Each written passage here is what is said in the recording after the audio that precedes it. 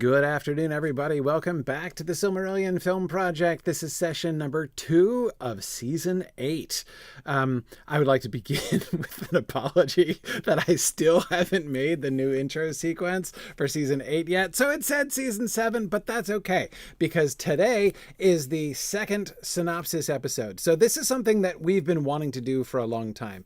The Silmarillion Film Project is now, we're entering into our 8th season, and this means that we've been broadcasting. We've been doing this now for over 10 years, which means it's kind of a lot for people to catch up on if they find out about the project and want to join. So something we've been meaning to do for a long time is to kind of go through and do a review. Just go back and look over everything that we've done to enable people to kind of get an overview of what's happening and be able to kind of jump right in where we are in season 8.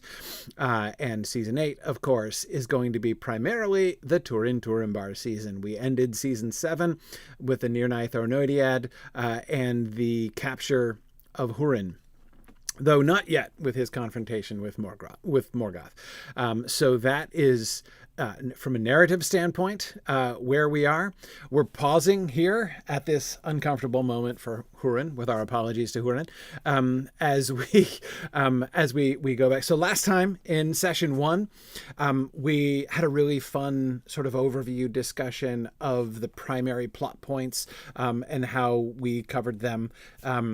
How we shaped things, and both the narrative elements and the themes of seasons 1 through 7, with a glance ahead at where we see ourselves heading.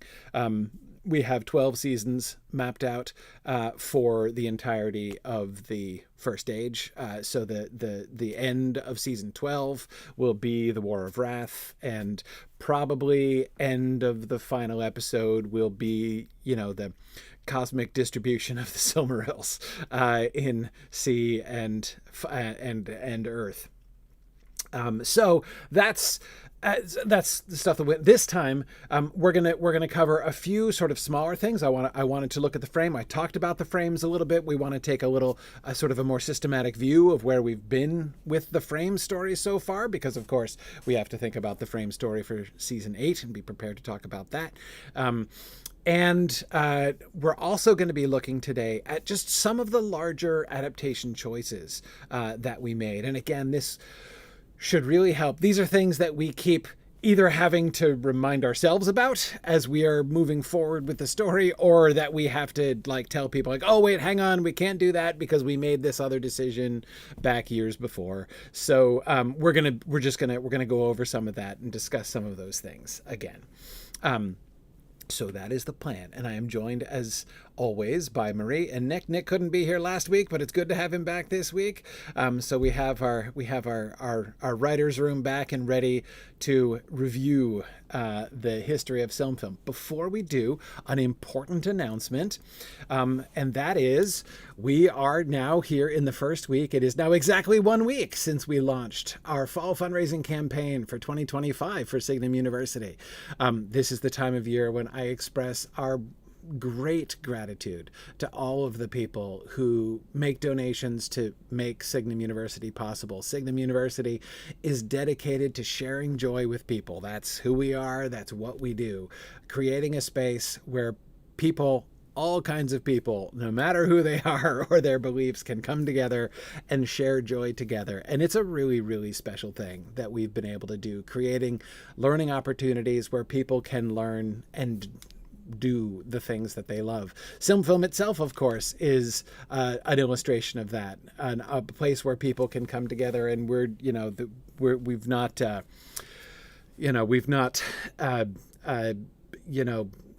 put up a paywall in front of this show or any of my other shows or anything else. We want to make everything as accessible as possible. Our paid programs, of course, we have tuition-bearing programs, our space program, our master's program. We need to charge tuition for those, of course, because we need to pay our teachers. The people who do all of the work deserve to be paid. But we keep our tuition as low as we possibly can, and that is made possible by all of the people who do. So this broadcast podcast is kept free and open for everybody to participate in. The classes that we offer through Space and through the grad program, all the content that we deliver through our collaboratory and our online store, these are all made possible by the donations that are given to us every year. This is our 13th annual fundraiser, and we wouldn't have survived even one of those years without the generosity of all of our wonderful people. And Alana, there is a certain irony, right? That I'm talking about sharing joy in the context of a show where we just did the Near Ninth Arnoidiad for like the whole of last season. But there's it's like the different kinds of hope, right? There is nevertheless joy. As Alana, I know that you know, as you know, you were one of those sharing joy with us in developing the story of Hurin and Morwen, I know in particular. Yet even through these things, you know, that stories which might not be comfortable to be landed in, yet often can be some of the best ones to read and to talk about, as we in fact have been discovering here as we go through. Isn't it? I mean, it's one of the things. This is a super tangent that I'm not going to like really go on, but just as a sort of side note, isn't it interesting how many people, especially you see this even in the initial reviews of The Lord of the Rings when it came out in the 50s, everyone being like, oh, like it's so like everything, you know, everybody lives happily ever after and the good guys always win, and you know, it's like all really cheerful and everything, and it's like, and then you read the Silmarillion and it's like, really? Right? This is it's, you can't read the Silmarillion and make the indictment that like everything always works out simply and everything is rosy and happily ever after in Tolkien. You really can't make that stick. You can't even really get through Lord of the Rings and pay attention and say You really can't. You really can't. Any more than you can really get through the Lord of the, even like a part of the Lord of the Rings, and really actually say and pay attention and actually say that like all the good guys in Tolkien are totally good and all the bad guys are totally bad, which is of course another thing they've been saying forever. Anyway, in conclusion, signumuniversity.org/donate is the portal for making a donation. If you've never made a donation to Signum University, I encourage you to consider. Let this be the year in which you make your first donation to Signum University. You can make a one-time donation, or you can make a monthly donation, as many have done. There are so many people, as I always reflect every year, as again, this is now the 13th time we've done this, and I go in and I look, I see them come in every month, the donations, and I recognize the donations of people who have been donating monthly for more than a decade now, and it is just, we are so blessed by our supportive community, and I encourage you to join in that generosity if you haven't yet. If you have a donation, like perhaps you have a monthly donation in place and you'd like to consider increasing it this year, send an email to donate@signumu.org and we can definitely help you with that. So thank you, everybody, and let us get back to SilmFilm. So, okay, so I'm just going to go, these are slides we did last week, so the same slideshow, because I might want to refer back to stuff. So we talked about the themes. We got up to the frames. This is where we were. Let's look at the overview. So remember, we mentioned the frames last time, that the concept of the frame, I really wanted... I was really excited about the frames from the beginning. And the point of it is I really wanted to encourage, I wanted us to be engaging with creating a sort of dialogue between the first age and the third age. I think that that's something that we can see going on. I think that's something that Tolkien was thinking about as he was writing The Lord of the Rings. And I think that it is a really fun thing to think about, not just as like an analysis of The Lord of the Rings, but thinking about especially a certain continuity of themes. That's kind of the thinking that I wanted to invite in doing the frames. And it was also fun to place the Silmarillion stories within the context of of like a storytelling frame within the Third Age, to think about how the people in the Third Age are sometimes often reflecting back explicitly on these stories, or on the and on the same ideas. Of course, to a certain extent, there's a little bit of stubbornness for me in it as well. I love Christopher Tolkien, and I'm not criticizing Christopher Tolkien's incredible work. However, Christopher Tolkien's choice to remove the Silmarillion was written within a frame. And Christopher chose to remove that frame when he edited the Silmarillion. And there are some, we were just talking about this last night I'm doing my Mythgard Academy class on the peoples of Middle-earth. And we had a really spicy discussion last night because we were reading, I had forgotten how the chapter on the evolution of the Akalabeth is like, oh my God, Christopher's in like full confessional mode all the way through. It's incredible, where he's like pointing out every editorial change he made in the Akalabeth from the original and beating himself up over it. Like it's I mean, like we're like we're like, we feel like Christopher Tolkien needs a hug here. But anyway, it was fascinating. In any case, one of there too, the Akalabeth was written in a frame. It was written from an elvish perspective. The idea that the Akalabeth was written by Elendil was a later idea, which was imposed upon. Anyway, whatever. Anyway, point is, I love the frame, and I often think it's the number one thing that I wish, if I could change a thing about the Silmarillion, that's what I would change, is I would restore the frame. I understand why Christopher made the choice that he did. It's a respectable choice, but that's the choice. That's the change that I would make. And so here we are, putting a frame back on the Silmarillion. That's what I mean when I say it's partially stubbornness on my part that I wanted to do the frame. So let us review. We chose Third Age and we chose familiar characters, but we did not choose the Lord of the Rings. One of the things that's been challenging here. So on the one hand, we have been proceeding chronologically. So our seasons have been moved. We're not jumping around in time with our season frames. They've been proceeding steadily, chronologically within the Third Age. And it's all pre Lord of the Rings, but it's with, as I say, familiar characters, including young Estelle at age 10 in Rivendell. Which ends, of course, with a little Bilbo cameo, right? When Bilbo comes back through Rivendell and 10-year-old Estelle is there. Super fun. Anyway, so now one of the other things that we have to be careful of, that we've been trying to be careful of with the frame, is that, so we don't know exactly when we're going to stop doing SilmFilm. We've joked and talked about, like, when we finish the First Age, we should continue on and, go all the way through Sam Gamgee getting on the boat. 1 decade at a time, as far as that is concerned. We'll see if we survive. Exactly. No one knows how many years they really have left. But in any case, we've talked about that. And so we definitely won't go past that. We're definitely not going past that. That's going to be the end. The question is how far we're going to get. Yeah, exactly. So against the possibility of our actually getting to that point, one of the things that we've often thought about in making the frames is we don't want to tell in really short, clipped elements a story that we might want to tell in full in a regular season.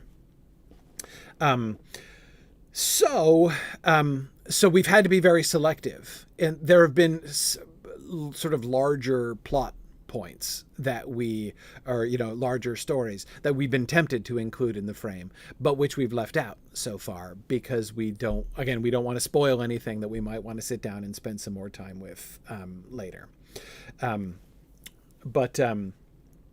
Anyway, Drow-Snake says we might need to get some Ents on the payroll to take this over. To accelerate things, Drow-Snake? Yeah, no, I hear you. It's only fair. But in any case, so these have been our frames so far. In season 1, Estelle, and the main kind of plot, it was like the education of young Aragorn, and in particular Aragorn himself, or Estelle of course as he's known then, young Estelle himself is more like the pawn in that story than the protagonist of that story. The real drama in the season 1 frame is between Gilrain and Elrond, and it's a question of like the elf perspective or the human perspective, basically, and how he's going to be brought up. And that, of course, was the frame for the Valar season, right, from the Ainulindale through. And again, the idea was Estelle is being instructed in Rivendell, right? That was kind of the original inspiration behind it. That like Aragorn has to learn this stuff somewhere, right? And he's going to learn it from Elrond. And the thought was that the Valar are maybe a little difficult to understand. Yeah. But they're not going to explain their thought processes to each other necessarily. Right. In a way that would make sense to the audience. So giving a 10-year-old listener. Right. To there is no, as you know, it's let me explain how this works to you, small child. And that way we could explain themes that were maybe going to be a little opaque in our story otherwise. Yeah. We had much more of like exposition hooks in the frame in the first season than we have in most other times. One of the things to keep in mind is that frame stories have to be brief. Like in general, we only spend seconds essentially per episode. I mean, it's maybe a minute or two. I mean, it's not much. It adds up to about one full episode out of 13. But yeah, per season, split over those 13 episodes. Yeah. So it's just basically a scene. A few minutes, yeah. 4 to 6 minutes. 4 to 6 minutes per episode at most. Unless it's the tag or the teaser, in which case it's 2. So yeah. Right. Yeah. On either end though. Yeah. So, and just when you think about that scope of, no more than like 5 minutes at a scene of 5 minutes at a shot. It's just, there's not much opportunity for major plot development. And this is, I had, in the last episode, Nick, I was confessing there were some of our early season frames in which we kind of ran into trouble because we bit off a little more than we could end up chewing. Season 3 was particularly famous for this. For sure. We had too much story in season 3. And it was really hard to cover it all and make it happen. Whereas, especially considering we made all of it up. Yes, exactly. Right. Well, it was hung upon a Third Age plot hook, that is the Long Winter, which would have happened when Aragorn was a teenager. So we had 10-year-old Estelle in Rivendell in season 1. We shifted to Arwen in Lothlorien. That was the, I mentioned this one last week also. Season 2, of course, was the awakening of the elves through to the darkening of Valinor. So it's the whole migration to Valinor question. And so the sort of the theme and question of season 2 was what is Elven home? Where do elves belong?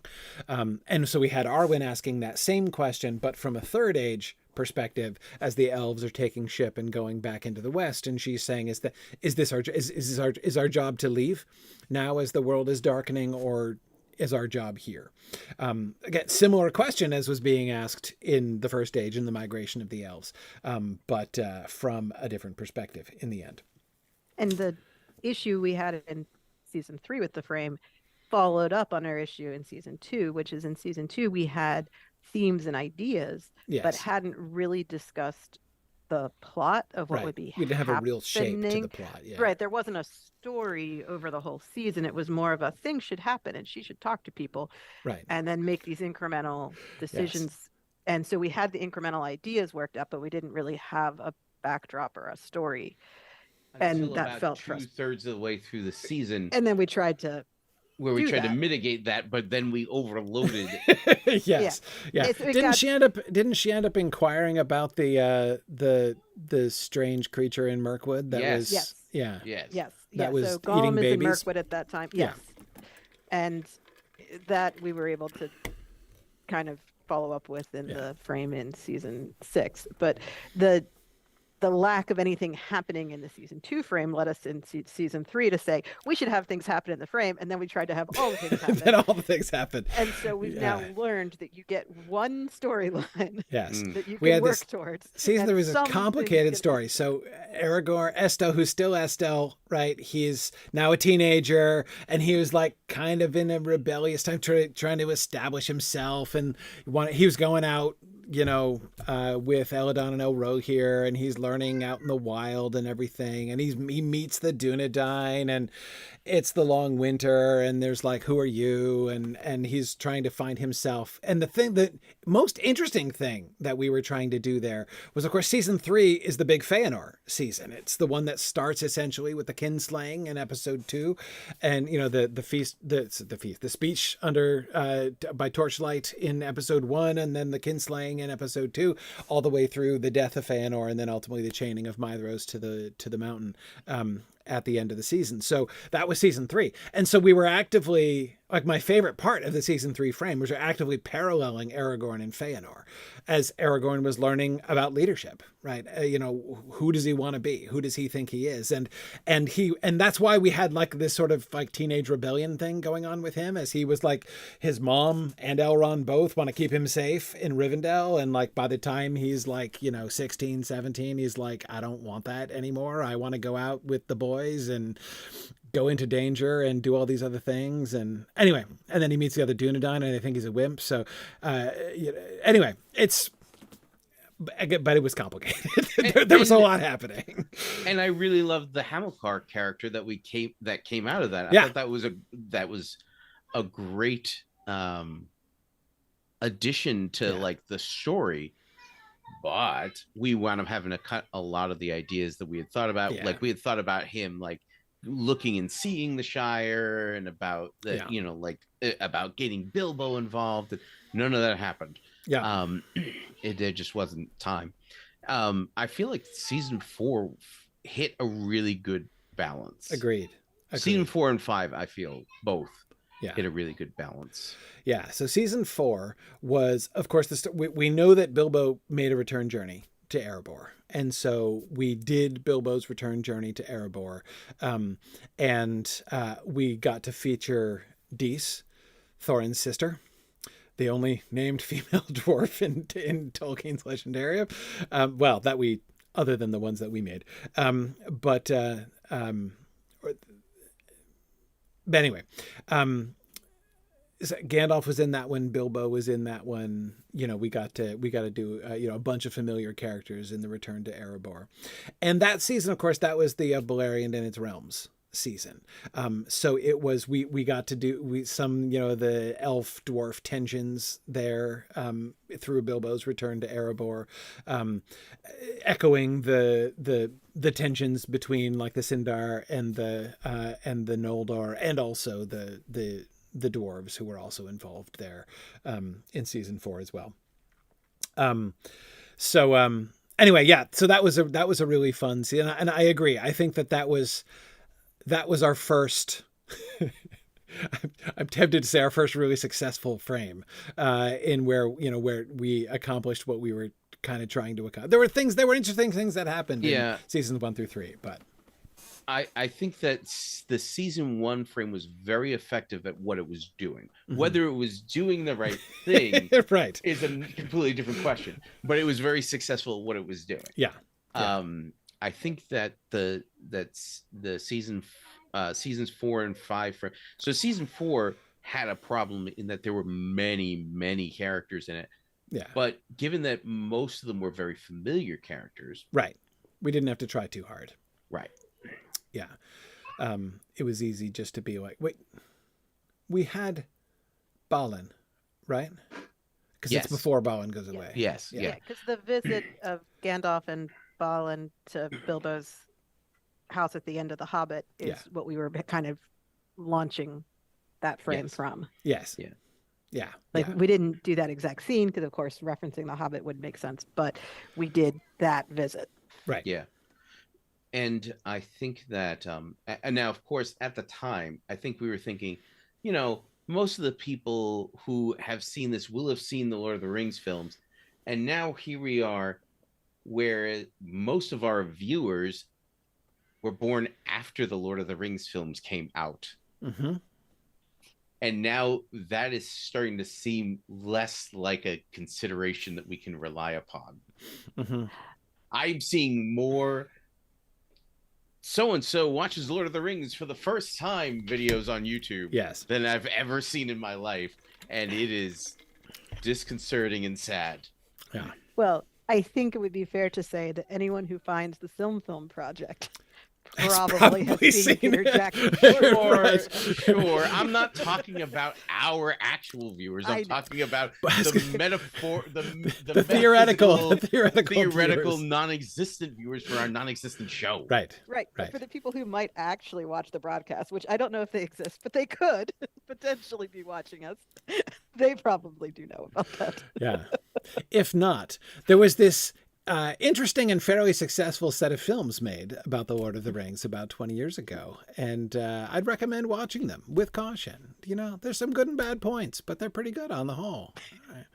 Anyway, season 5 was the best frame. That was just hands down the best frame we ever did. This, of course, what was happening, you may remember in season, that's the human season, right? So from the arrival of Beor and the meeting with Finrod in episode 1 all the way through the Dagor Bragollach, and so, you know, sort of showing the whole kind of trajectory of the 3 houses of the Edain and the way in which they do and do not integrate into, you know, Beleriandic society and everything, culminating, of course, in the great battle and destruction of Dorthonion and everything else. So, we wanted a frame that focused on humanity as well. And so the book concept that was the hook for this is knowing that Gandalf is called Incanus in the south. And we're like, where in the south is he called? Like, he goes somewhere often enough in the south that he has a name, right? So we invented a city in Harad that Gandalf visits under the name of Incanus. It was like the challenge was imagining like a Hobbiton of the South, you know, a Hobbiton of Harad. That Hobbiton in the sense of like a place where Gandalf comes every once in a while to visit, and people have memories of, young people grow up hearing stories about Incanus, the wizard who comes to visit, and, you know, like Bilbo grew up, you know, with Gandalf, knowing who Gandalf was and everything. You know, that somewhere there are children who will have the same reaction when they hear about Gandalf that Bilbo has in chapter 1 of The Hobbit when he meets Gandalf again.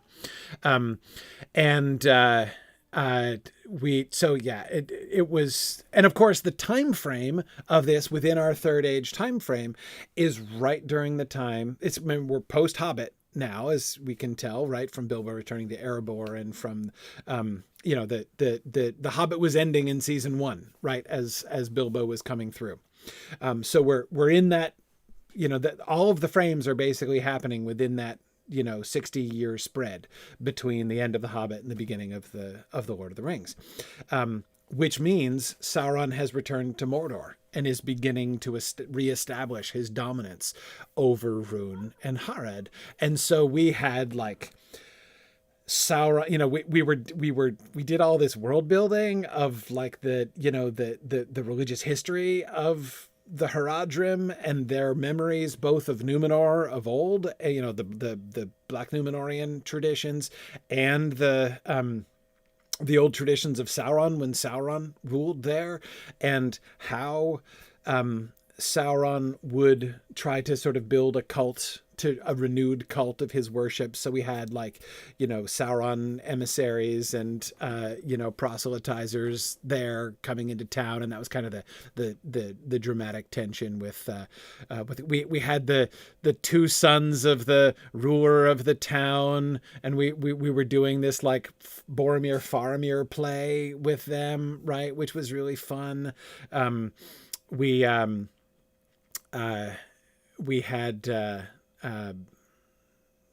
Gandalf riding on a white elephant, fulfilling Frodo's fantasy. Man, it just Season 5 frame had everything. Gandalf smoking a hookah. We had the whole everything, like everything you could want. We had in season 5. It was phenomenal, and we ended up with one of the sons coming back to Gondor. So we have a loyal Haradrim fleeing the city with Gandalf at the end. Yeah, it was season 5 frame was just the best. Season 6 was predestined. I think that's the most obvious one that we had, which is of course the story of Estelle learning who he is and meeting Arwen for the first time as the frame of the Beren and Luthien season. That was kind of a no-brainer. The challenge there was like not moving the Aragorn and Arwen story along too fast, basically. Right, because he meets her and he's clearly quite taken. Yes. But there's no indication that she thinks anything in particular about him when he's 20. Exactly. So on the one hand, we can't make it this, we didn't want to overplay it, right? We didn't want to make it into this sweeping romantic moment. But at the same time, like, it wasn't going to be nothing either. So it was actually a little more challenging to handle, I think, though really obvious as an idea to juxtapose between the Third Age and the First Age. And I think it was literally the first idea that we had. Like when we started talking about the frame, we were like, well, obviously we know the Beren and Luthien season is going to be, Estelle meeting Arwen. And then season 7 last year, we had the season 7, you'll recall, was the not only the Nirnaeth or Noediad, but more broadly speaking, we ended with a Nirnaeth, but more broadly speaking, it was the Union of Maedhros season, right? Which of course culminates disastrously in the Nirnaeth or Noediad. And so we had the frame of that be the final meeting of the White Council, which was especially fun because we had them meeting in like a very sort of similar location. It was really fun. Yeah, ruins all around. Ruins all around. Everyone's sitting in the ruins of something else. Anyhow, so yeah. Now, Gregory, that's a really interesting idea. Gregory on YouTube says, could one of the frames maybe for the late First Age take place inside Mordor as Sauron is strengthening? It would be interesting to do a Mordor POV frame. I don't know. The character that we have available for that is the other son, who we have set up on a trajectory to become the Mouth of Sauron. Yes. So that brother could be part of a Mordor frame if we wanted to do something with him. Yeah.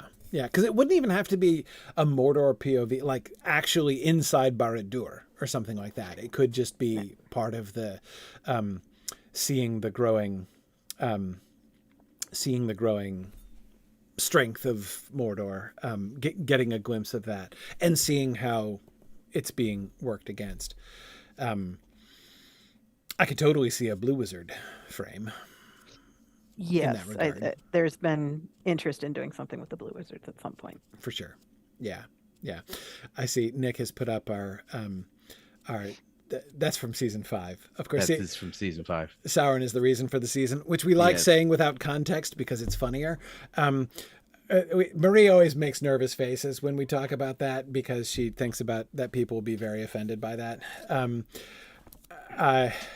I still think it's funny, but in any case, this came about because in season 5 in Harad, again, we had there are these old traditions which originally date back to Sauron worship, but it's been centuries and centuries and nobody remembers. So we had there are certain cultural practices and festivals that are still celebrated, but they've forgotten that they were originally rooted in Sauron worship.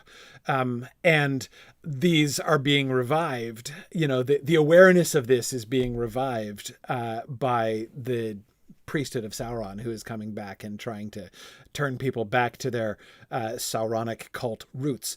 And so that this is where the joke came of that Sauron is the reason for the season. People going about in our little town in Hard. What was the name of it, by the way? I forget the name of the town.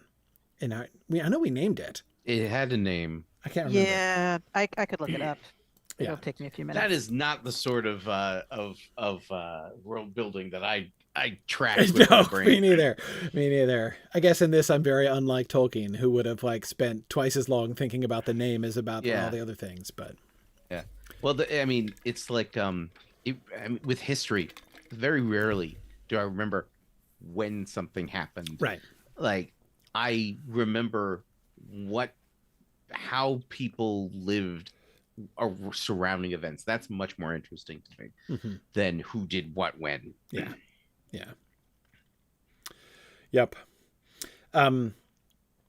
So one thing to keep in mind as we're thinking about the trajectory of the frames is that we're wanting to stay within the time limit of those 60 years. Like we want all of our frames to fall in that. And of course, it means we have to be thinking about the Second Age. When we get to the Third Age, it would be interesting to shift. And we've talked about doing Fourth Age frames, like early Fourth Age frames. Yeah. To Third Age stuff.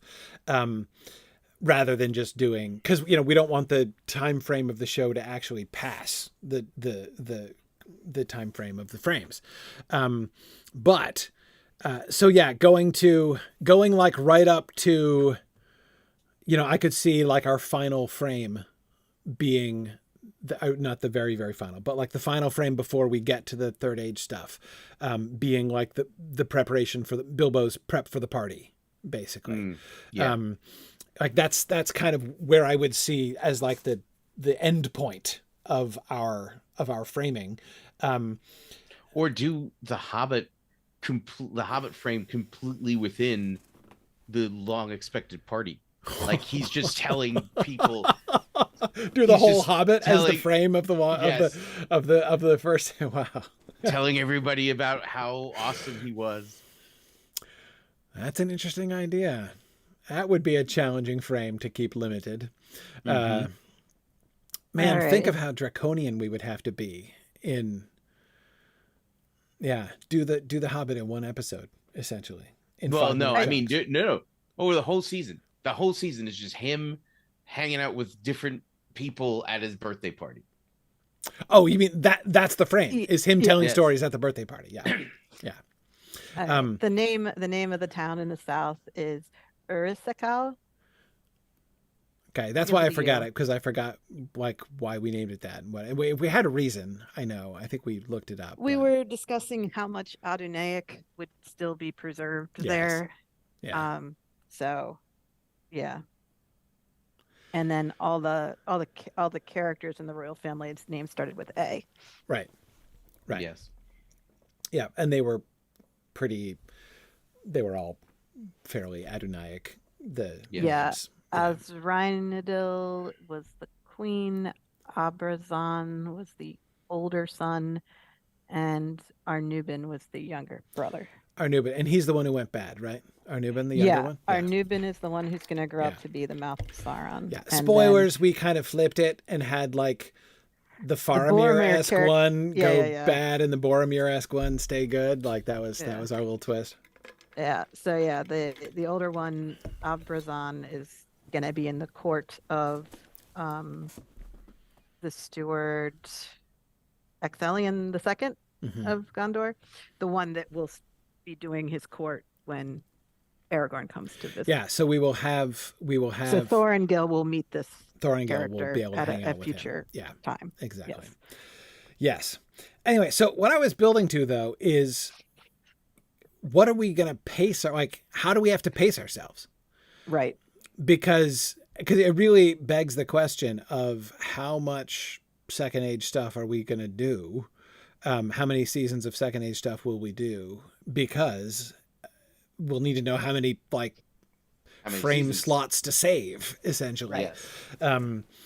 Do we need to make sure we still have a couple decades in the tank? Not to mention how much Third Age pre-Hobbit Third Age. Yeah, I was thinking the same question. Yeah, because it would be great to get theoretically, Marie, it would be great to get some Thorongil in the Knights of the Round Table.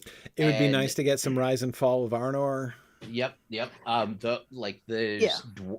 dwarf stuff in the Third Age that's really interesting. Doing a whole season on the fall of Khazad-dûm would be really interesting. Right. So I would think that we could probably do most of the Second Age in 4 seasons because we have 13 episodes per season to work with, and the time frames would split up like that decently enough. I recognize that if we get to that point, we might decide we need more, but until I hear otherwise, I think we can do 4. Trying to do trying to do a block of seasons that covers essentially from the end of the First Age through the Hobbit, essentially thinking of we're thinking of the First Age as a chunk, right? Yeah. Certainly the Second Age is not going to be an equal balanced chunk with the First Age, obviously. No. There aren't any number of stories we'd have to make up all of it, and we don't have time for that. And Amazon's not paying us enough. So that is to say anything. I shouldn't joke about that, right? Right. As I always say, wait, there's supposed to be a 1 in front of the zeros? Anyway, so anyhow,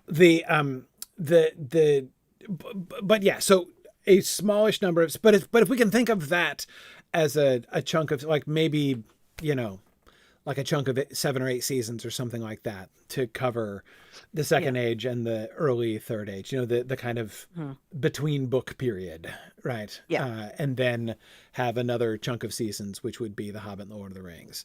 Right. So 1 season for The Hobbit and then 6 seasons for Lord of the Rings. Something probably. Like that. Yeah. Yeah. If we could do them 2 sets of 7, that'd be kind of like a 12 and then 2 sets of 7. That would be kind of appealing. I don't know if it would be possible. Yeah. I mean, I don't think we have 3 seasons for early Third Age. Oh, I think we leading could up to The Hobbit. We could, but I mean, we described at least 3. Yeah, okay. Just now. All right. Without thinking about it for more than a couple. But no, I mean, but certainly. I don't think any of us are going to live that long. It's just. We're on season 8, you guys. Just think of it this way. When we're 20 years into it, we'll be almost halfway done. Yep. That sounds good to me. Yeah. My goal is just to get to the end of season 12 at the end of the First Age. If we make that mile marker, I think we're doing great. Right. Then we'll see how we go. Yeah. Uh-huh. Agreed. We can reevaluate at that point. That's at least 8 years from now. Right. Don't even. It's 2033. No, it's really not worth it. Doesn't bear thinking of. It really doesn't. I'm not really convinced we're going to make 15. it. Yeah. You guys have to raise the next generation to take this project over. They can do the Second and Third Age. I'm trying. Yeah. Nessa just did her book report on a biography of C.S. Lewis today. Oh, there you go. They do a book report in a bag. So in the bag, there was a plastic beer stein. Okay. A lion, a toy lion. Uh-huh. A box of Turkish Delight. Okay. A magnet with the eagle and child emblem on it, and a Sting letter opener because close friends. Right. So. Okay. Yeah. Though it does mean that you're depriving your daughter of participating in the tradition shared by millions of Americans of having no idea what Turkish Delight is and imagining something infinitely removed from what it in fact turns out to be, which we tried making it and it is still sitting in my fridge trying to solidify, and I don't think it's gonna happen. So too liquidy for sure. Okay. Yeah. Okay. Yeah. I bought a box, but it had nuts in it, so I was like, there's not allergies. I'll try to make some, and if that doesn't work out, then we'll send her with the box. And yeah, it did not work out. I think I can safely say that there is not a single foodstuff that I read about as a child without ever eating, for which I was more surprised by what it actually was when I finally ate it. Like, there are a bunch of things that were not really like what I pictured. But Turkish Delight is more different than anything I ever had that experience with. I think it was pretty close to what I imagined. I don't know why. I just had this feeling it was kind of like a gooey kind of chewy thing. And I hadn't the vaguest idea. I was utterly for whatever shocked. reason, I did think it was squares. Really? I don't know. I had never seen it. I didn't. Weird. It's possible that growing up around like Mediterranean candies and desserts, may have maybe you were influenced biased. Yeah. I read it first in the woods of West Virginia, very, very far from any Middle Eastern desserts. Yes. Not too horribly far from where you are, Nick, actually, but but up in the hills where they don't do asphalt. Anyway, okay, let's move on from the frames. So, there's a lot of characters and ideas that we're kind of tracking. A few things we wanted to mention, just kind of fun things that we've been tracking, things that are kind of connected back to the Third Age in some ways. One, we decided early on that we wanted a Tom Bombadil cameo in every single season. That's been one of our rules. Tom Bombadil appears once in every single season of SilmFilm because he's there, right? So we have to always check in on what he's doing. Sometimes it's literally a cameo, right? Like, he doesn't ever, has he ever said anything? He's never. Yes. Oh yeah. Yeah, we did have a couple times he actually participated. There's 2 frames, where he's got lines and he's in a scene and all that. Yeah, but He's generally in, like, a couple of scenes in the last season. Yeah, that's the most. Yeah, he's part of a full scene there and not just like popping in. Right, because Galadriel was actually passing through the old forest or the young forest at the time. Yes. Right. Yes. Right. So they talk to each other. Yeah. Right. Yes. Right. Seeing the sapling of young man willow and all that sort of thing. No, that was the frame before that. You saw young man willow. That's true. One of the 2 like 13th hour Tom Bombadil cameos. One was actually in the final montage. Yes. So I didn't cut it quite that close. Yeah. But, season 3 and season 5. They're both in the final episode. Yeah. It's at the rising of the sun, which is the final montage, is the rising of the sun at the end, and we see Tom Bombadil looking up and seeing the sun. Mm-hmm.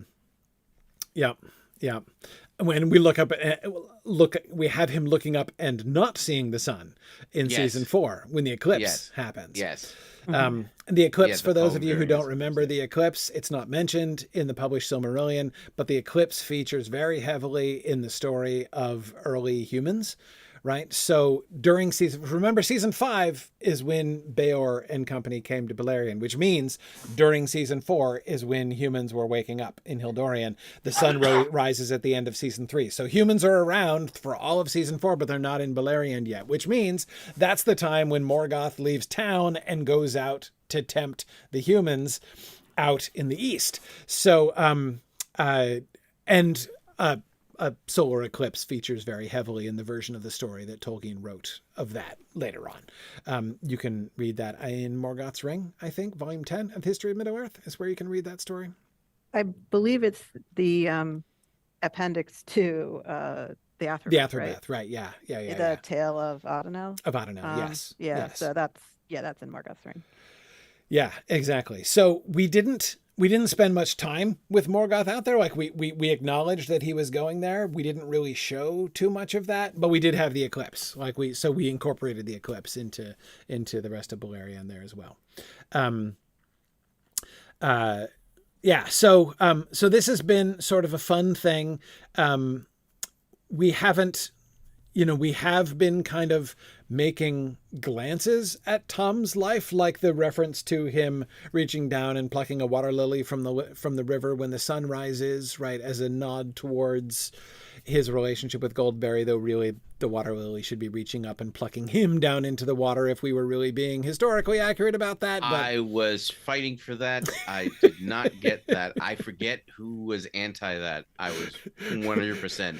The Tom Bombadil cameo where he's standing by the river and a hand just reaches up and pulls him down into the water. That's what I wanted. And for one of the, who's the elf who witnesses that? Is that the one who's the original leader of the Nandor? I don't know. Dan? What? Dan? Oh, Dan. What? Dan is his old name. Yeah. Yeah. Lenway, maybe, or something. Lenway. Yeah. I think it was him.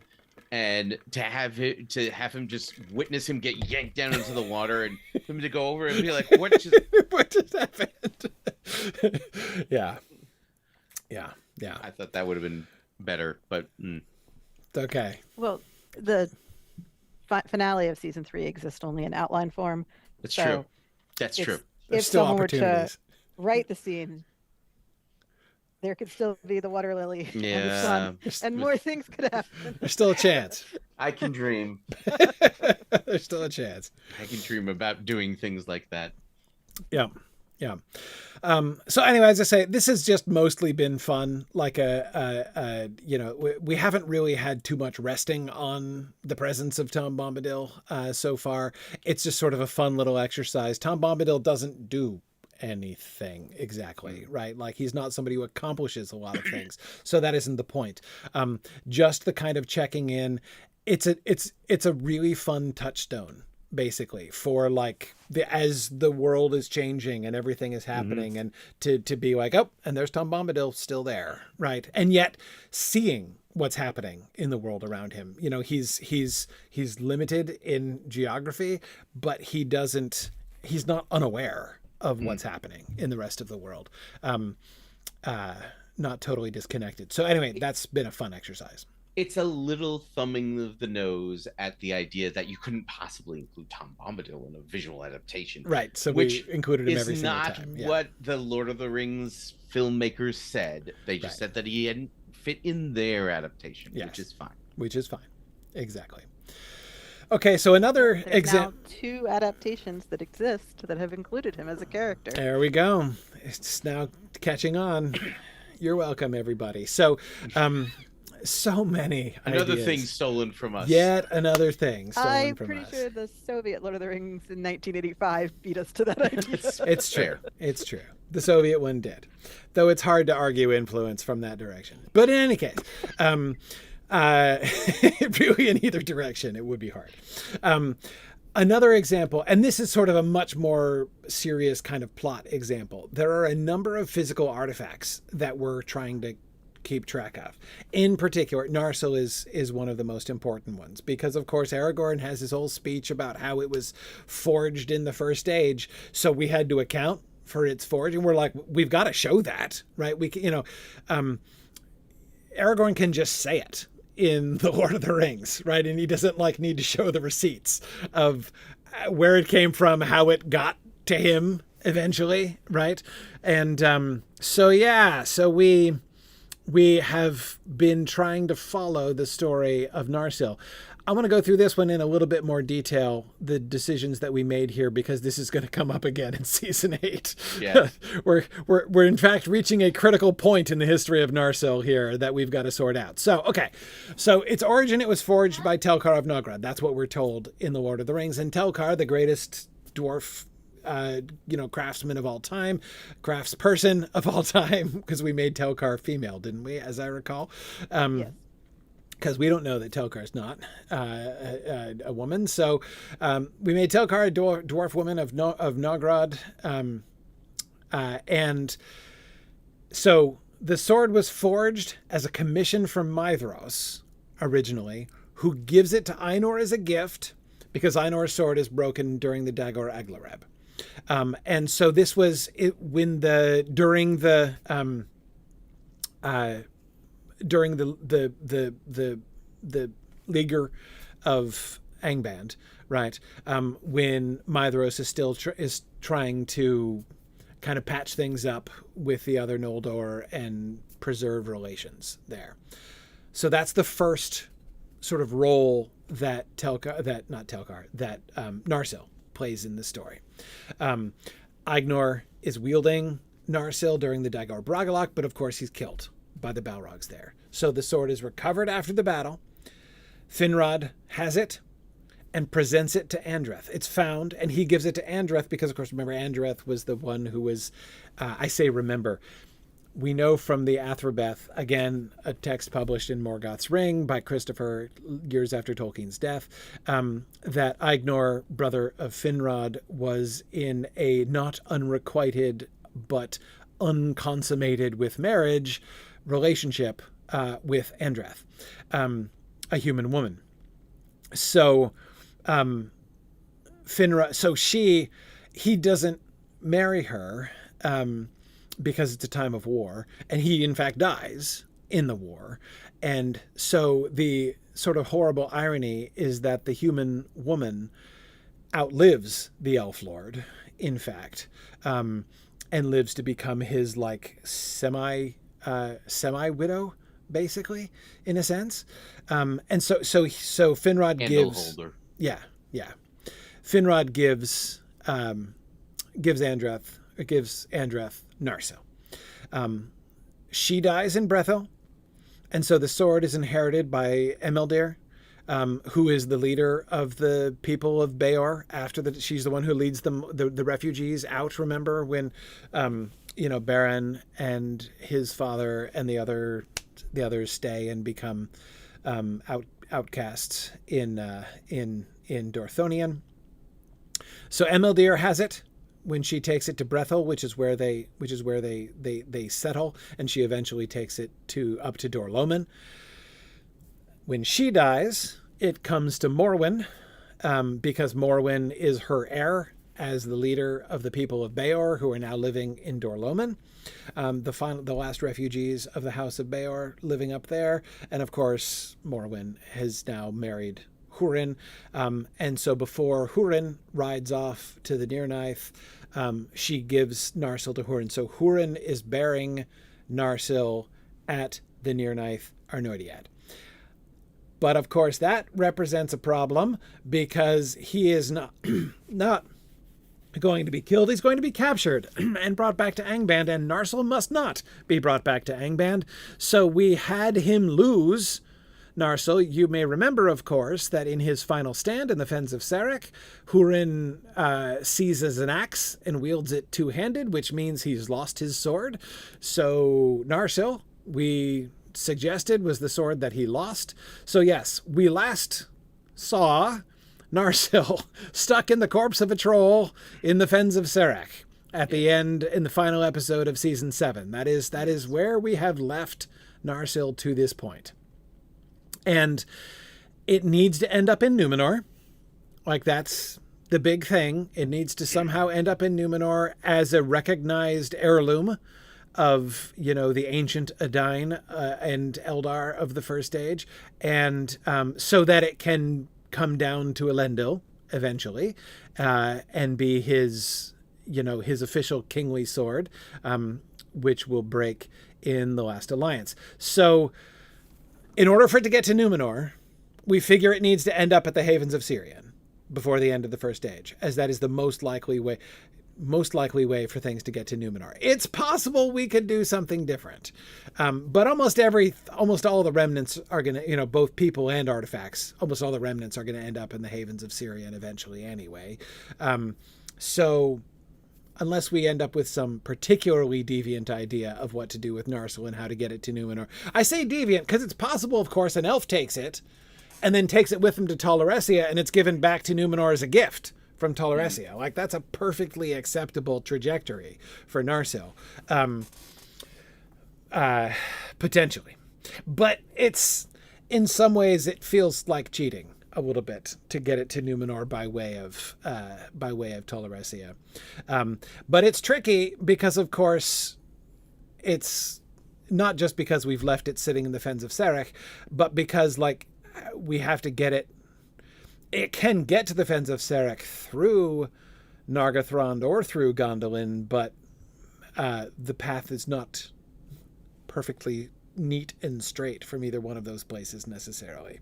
And of course, we don't just want it to be, we want it to be an interesting story. As you see, we have used it as an implement to take part in some significant stories.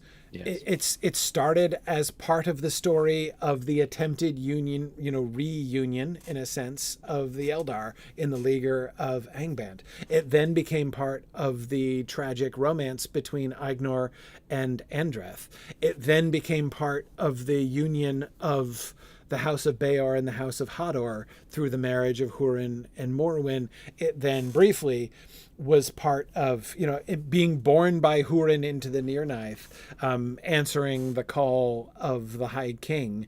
It became a symbol of the, it became a symbol of faithfulness, of his faithfulness to his oath to support the High King. And of course, we were projecting that we want Narsil to continue to be associated with faithfulness. Faithfulness has been the leitmotif of the Narsil story all the way through, and of course this is going to culminate in Elendil the Faithful, and it's going to become crucially important. It's going to be, in that sense, a central artifact of the Faithful in Numenor in the later Second Age.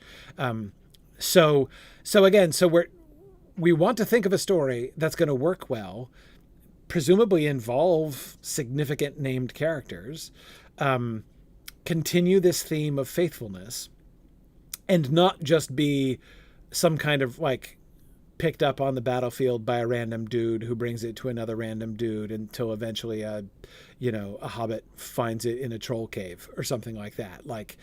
That's a method, but we're not thinking of that kind of method, basically. We'd like to make it a closer part of the story. Right. We want it to be significant, but not so significant that it is curious that it was never mentioned, kind of thing. It's significant, but no great deeds are associated with it. Yeah, it's a hard line to draw because it can't be the center of the story. It can't be Narsil doesn't become a main character until Elendil's wielding it, right? Then Narsil kind of becomes, Narsil doesn't get on the marquee until it's wielded by Elendil, right? And so far, I think we've succeeded in that. It's the sword that Ignor used in the Dagor Bragollach, right? That's cool, but it's not on the marquee, right? Nobody really, you can see why, his real great deeds were done with a stolen axe. yeah. Hurin's were that. Yes, exactly. Right. So it's all the way through. I think we've done a good job with this line so far, but this is one of the challenges that lies, but we're not going to necessarily solve that entirely here in season 8, but definitely we need to be thinking about the next steps, which means we probably need to have a plan about the trajectory. So should I save my pitch then for another time? Yeah, save it. I'll save it. Save it. Yeah. My pitch should come no later than when we release Hurin. I'll just say that. Okay. Fair enough. Whenever that would be. Yeah. Okay. All right. So the last thing we want to talk about today are just to review some of the adaptation choices that we made. Because, of course, whenever you're doing an adaptation, there are all kinds of choices that you have to make. So these are some of the guidelines we kind of wrote for ourselves of, Maria, as you've called them, good reasons to deviate from the text on film, while maintaining full respect for the original work of J.R.R. Tolkien. It's okay for us to deviate from the text in order to pursue another narrative or world-building line that Tolkien elsewhere considered. So again, we feel free to bring in Book of Lost Tales stuff that Tolkien wrote in his 80s, right near the end of his life. So sometimes, and in order to do that, in order to accommodate some of these other stories, we've got to change some other stuff, right? So that's one thing that we do and enjoy doing. The Andreth and Ignor stuff, of course, that I was just talking about is a great example of our taking some of that later writing and saying we totally want to integrate that into the story.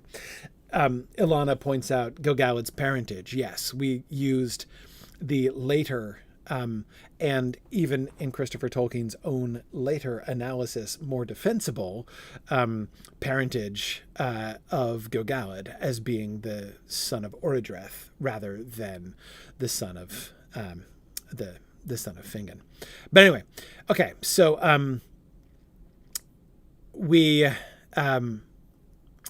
a second reason, to create or improve consistency in the overall narrative. This is a big deal because there are a lot of things that, one of the things that we are frequently reminded of when we are talking through the Silmarillion narrative is what a very different narrative context we are telling these stories in than the one that there's so many times when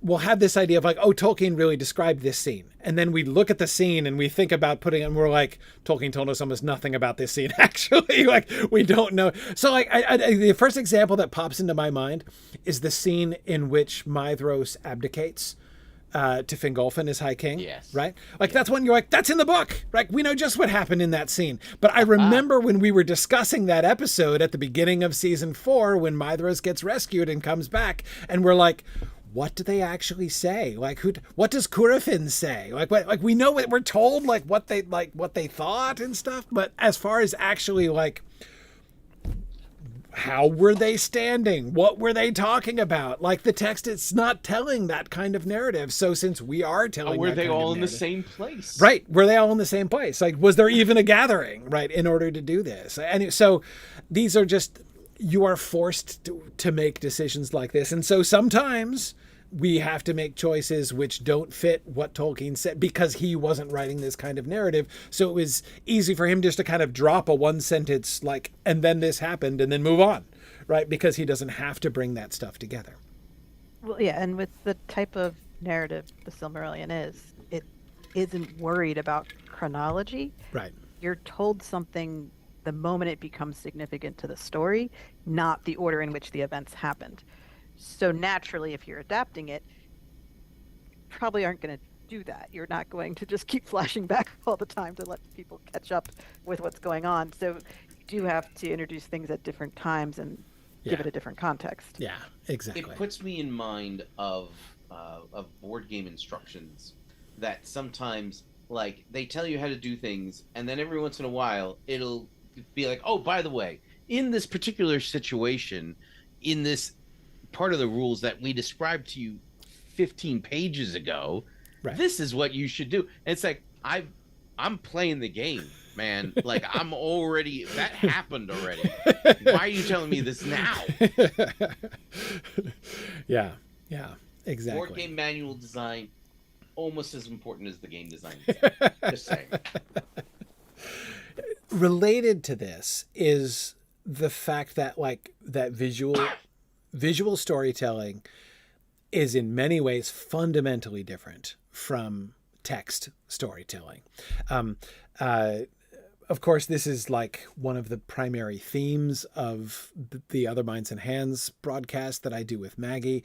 She and I are right now, just like a couple days ago on Monday, we were planning the first episode of this video series that we're planning to do as a kind of a demonstration of how this happens. We're going to be looking at not Tolkien. We chose a more emotionally neutral thing to discuss. We're discussing Pride and Prejudice instead. And we're comparing the text to two different film adaptations. And we're looking at, again, how this storytelling happens. Like, what are the techniques for let's look for this particular piece of information that's being communicated to us in the book and in the films. And how do they do that, right? We're really kind of digging into the mechanisms there. It's really fascinating. And it's just, there are things you can't just do. The idle and ill thought out concept that so many people seem to have, where they're like, why don't they just use the book as the script? It's already right there. Like, I've heard people say this, and it's like, that not only would be a horrible movie, it's impossible. Like, you cannot do that. It cannot happen because, in fact, the ways of telling a story in the one form are different from the ways of telling the story in another form. And so again, sometimes this has to happen. There are things that are easier and harder. Harder. There are things that are way faster to do on film than they are in written form. Yeah. But there are things that take way longer visually. Yes. What people are thinking is just not a thing. I mean, sure, you can get someone's internal monologue in film.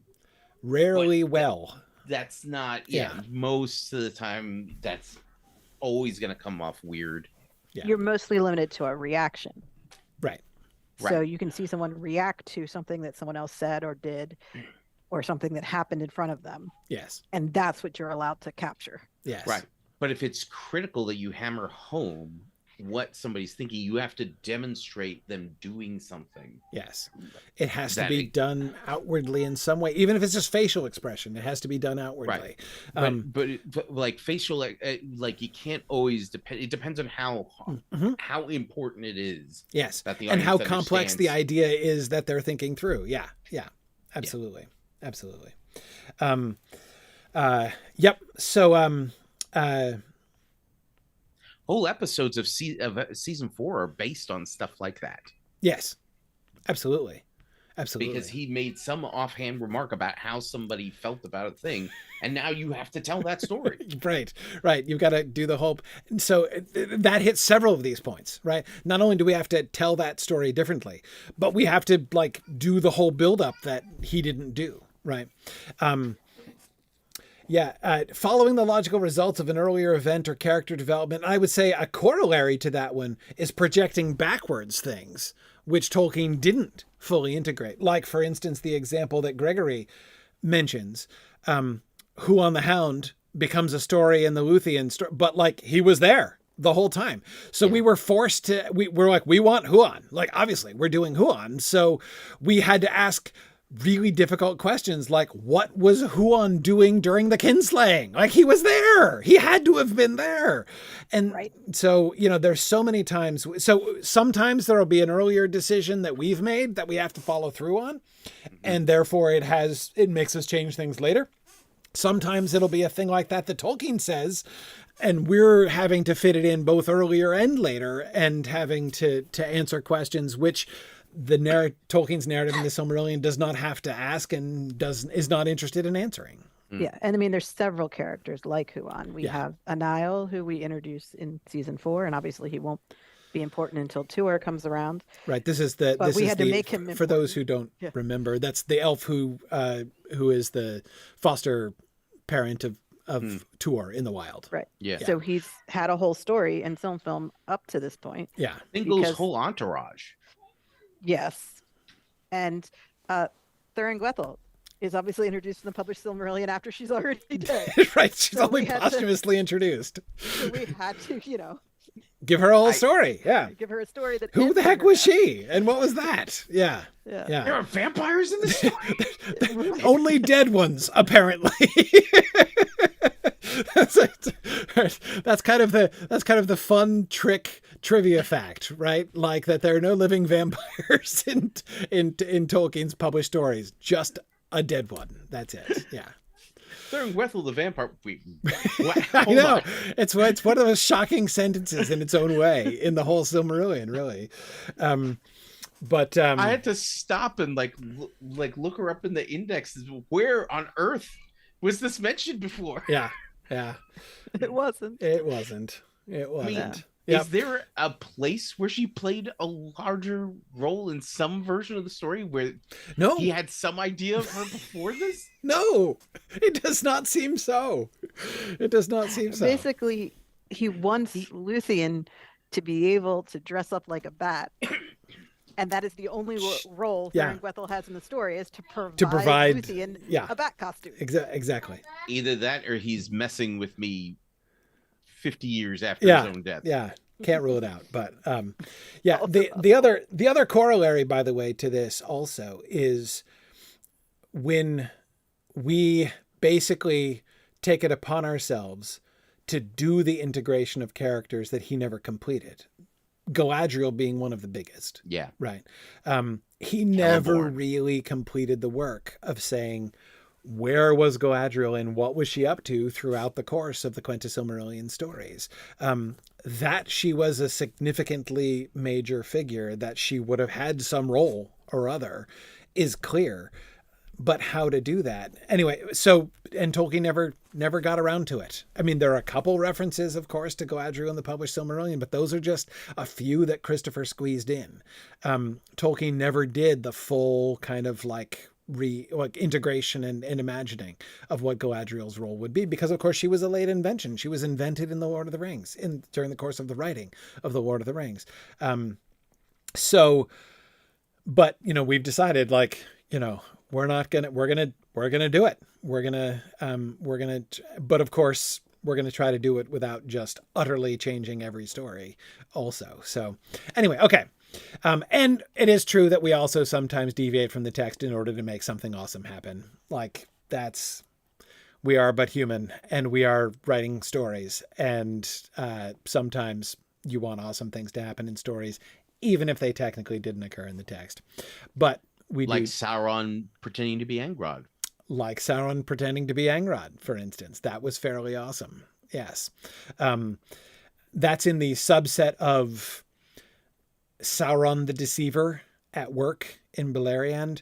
Agents of Sauron going in disguise and deceiving people. We're told that kind of thing happens, but we never see it, right? So we invented it. All right. So let's look at briefly, I'm going to be brief. We're totally going to be brief here at some of the key adaptation choices that we've made over the years.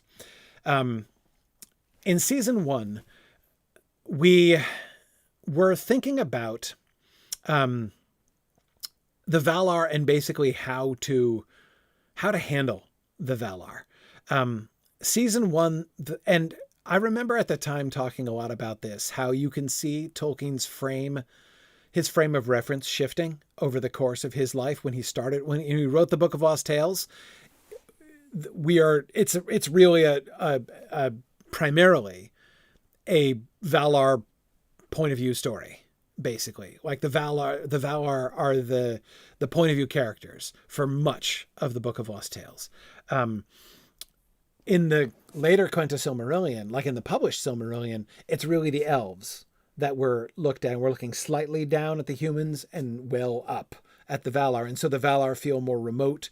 They feel less, I say this word very cautiously, but less human, right? Less like real people in the published Silmarillion than they did in, they get up to wacky hijinks in the Book of Lost Tales. Like, they're much more human as characters in the older versions of the stories. Norse god-y. Yes, very much so.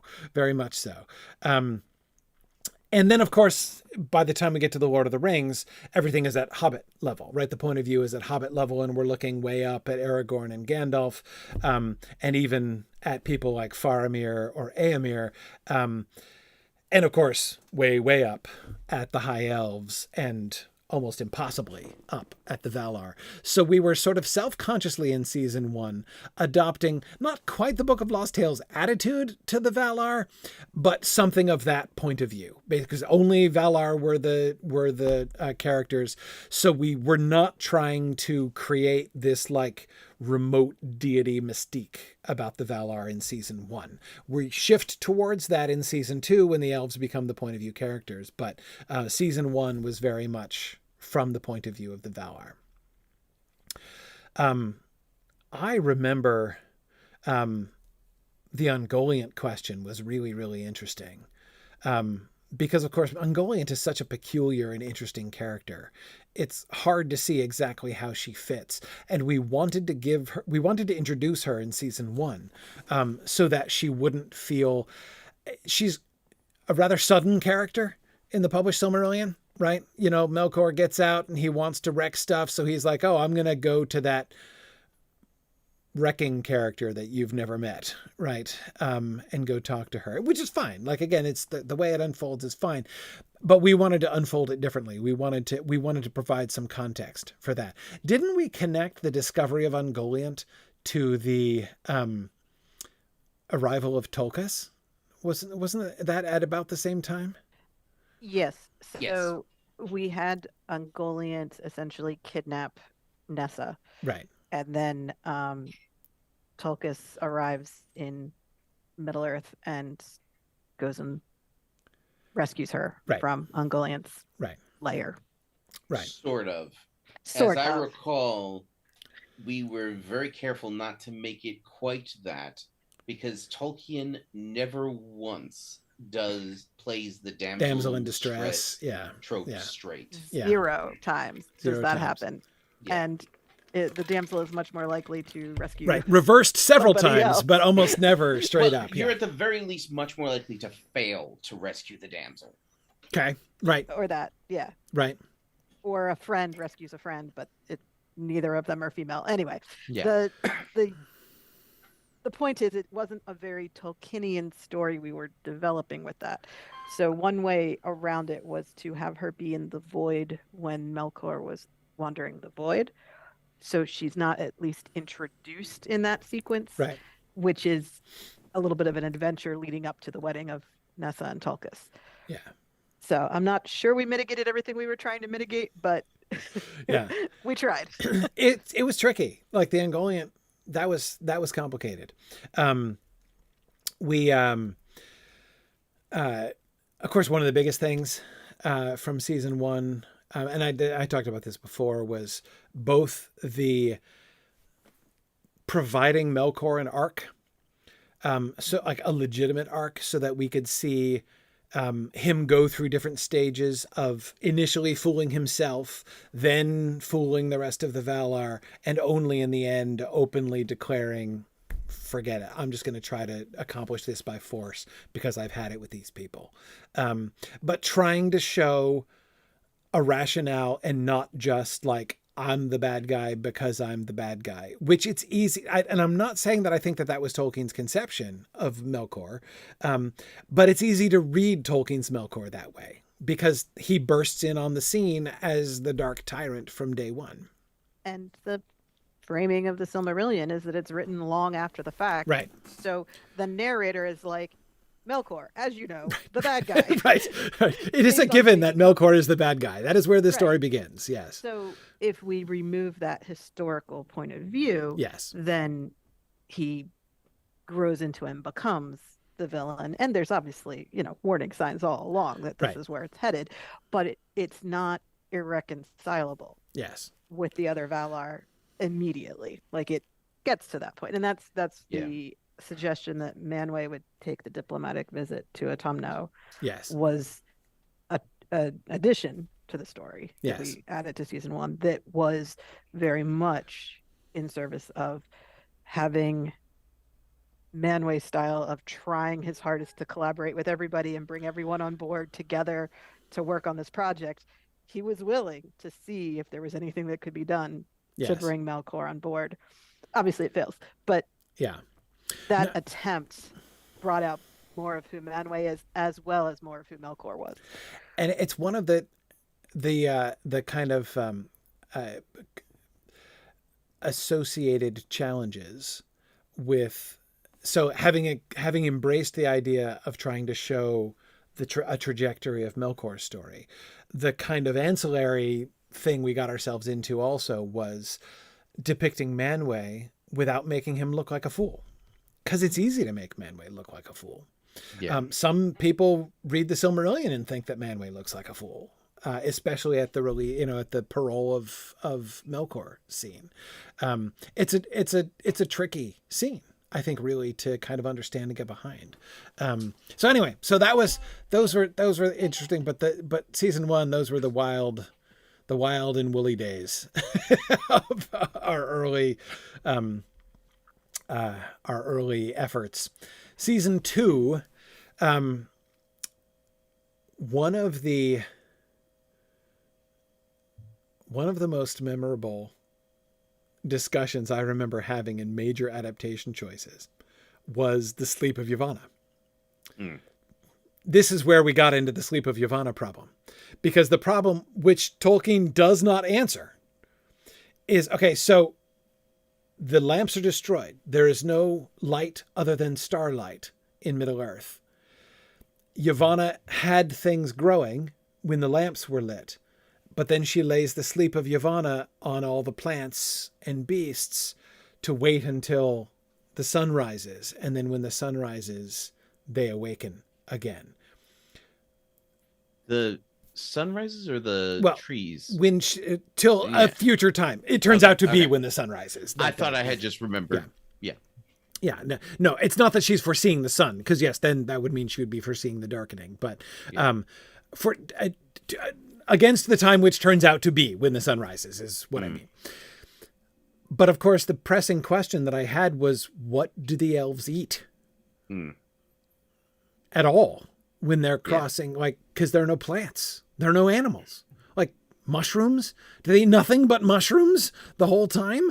And even to like, what does the land look like? Like, how do we handle this? Like, this is a classic example of Tolkien can just like say that and walk away, right? Yavanna put asleep on all the growing things, and when the sun rose again much later on, they began to grow.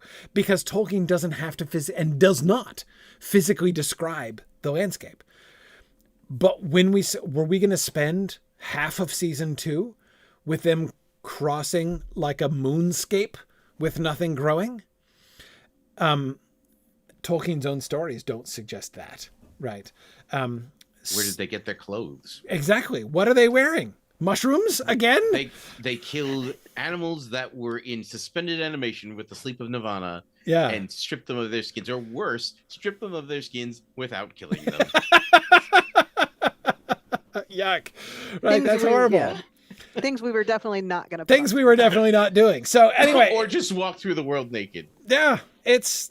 I mean, one could argue for that at Cuivianen, but one could argue for that at Cuivianen, but it's a family show. One of the artists does that. Yeah. Is it Naismith who does that? I don't think they're naked. He has them in like white. Yes. Dresses essentially. At in his somebody does. Painting, yeah. But I mean, it's an awakening story. It makes sense that they'd not have much culture yet, including material culture. For sure. But yes, that was the other issue of, if you're going to put this on screen, how much nudity do you want? Yes. And the answer is some, but not very much. Yeah. No, it's tricky. Yeah.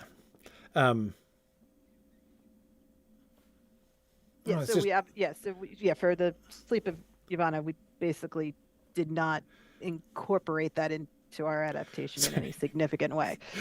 Sorry, your reference to how much nudity are we going to incorporate was suddenly making me flash forward to the several prominent nude scenes in season 8 and 9. In fact. So, yes. Not none. There will not be none. Yes, exactly. And that's not our fault. Anyway, okay, yes. So yes, the sleep of Yavanna was a fascinating moment for me in like the whole history of SilmFilm, like world building and discussion, because this is one of the places I found where the narrative level of the text, like the mythological storytelling that Tolkien is doing, came most violently into conflict with the kind of storytelling that we were needing to do in order to tell these stories visually. We've never answered the whether the Earth is round in our story, not one time ever. And I'm fine with that. If we want to, when the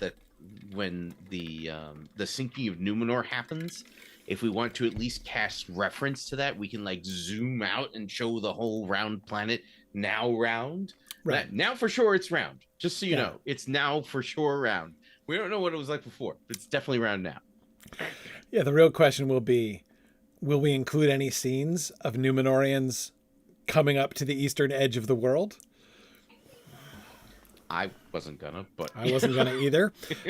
But that would be a choice we'd have to make. Anyway, yeah. So there are several. These are several things. So some of the choices that we made in season 2, which had long-term impacts, we did a lot of development of the bad guys. This is when we gave Sauron his posse. So, of course, Melkor is chained at the very end of season 1. So Sauron is a free agent, a comparatively free agent in season 2. So this is where we gave him his team, Tevildo, Thuringwethel, and Draugluin.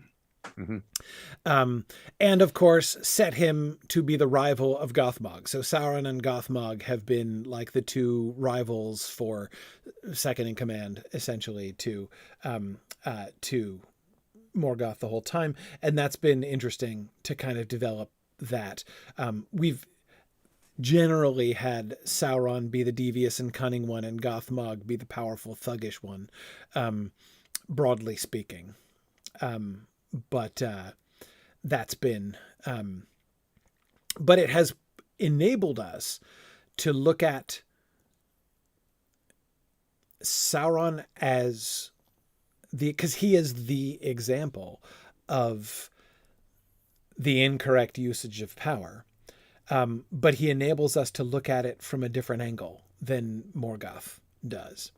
Through Sauron and Gothmog, we're kind of teasing out different angles of like, what is evil? What does the pursuit of power look like, and how does it work?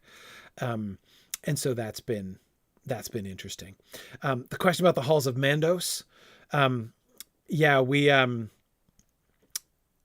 We eventually answered what they're like. We did eventually. We saved it essentially until season 6. We didn't show the inside. We only got like the faintest glimpses of the Halls of Mandos. Like we saw that there were tapestries. We established that there were tapestries, but we didn't really show much else in it because we wanted the Halls of Mandos to stay a kind of mystery until Luthien goes in season 6. Yes. Oh man, the Finwë and Muriel situation, which is probably, I think Finwë and Muriel is my vote for like the single most messed up anecdote in all of Silmarillion history.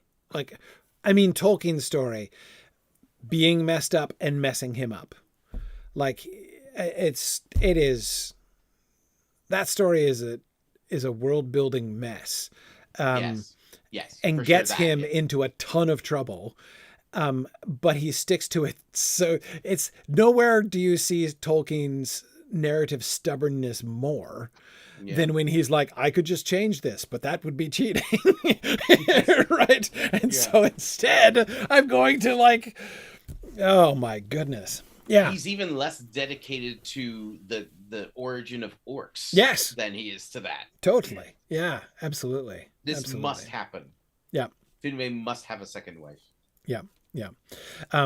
The other major decision that I really liked that we made in season 2, and this has big implications for later on, was we had Círdan's mission to be the shipwright on the shore. Like we had Círdan not just staying behind because he didn't want to go. We had a plan between Círdan and Olwe. Olwe, of course, is the leader of the Teleri in Alqualondë in Valinor. So he's the one who does go, Círdan stays. And we had the two of them entering into a plan that they were going to provide a link between Middle-earth and Valinor. They wanted to enable elves to travel back and forth in between. And of course, Olwe tragically doesn't fulfill his end of the bargain. I mean, not his fault. He totally does. He builds his swan ships, and those do bring elves from Valinor to Middle-earth. Mission unexpectedly accomplished. He's probably building the ships the elves use to travel to Numenor. Yeah, I mean, we haven't necessarily decided when he'll return from Mandos, but I assume all the other ships that'll connect Valinor to Middle-earth will be built under Olwe's direction. Right. But yes, the thinking, incorporating Círdan's calling more explicitly. And of course, this was the culmination of season 2. This is when we were thinking about Elvenhome, right? We were thinking about where do elves belong. And so we had Círdan and Olwe being the ones who were like, we have a plan. elves can have both, right? They can go into the West and they can be in Middle Earth. And that was an Olwe Círdan initiative. Season 2 is also where we retconned Huan back in. Yes. I mean, we kind of touched on that earlier, but from the gift of Huan to Caligorm. Right. Yeah. Yeah. So we actually started telling his story at the beginning. From the beginning. It starts. Yeah. Yes. Yeah. And he has a role to play in the story, not throughout, but he has several moments. Yes. Yep.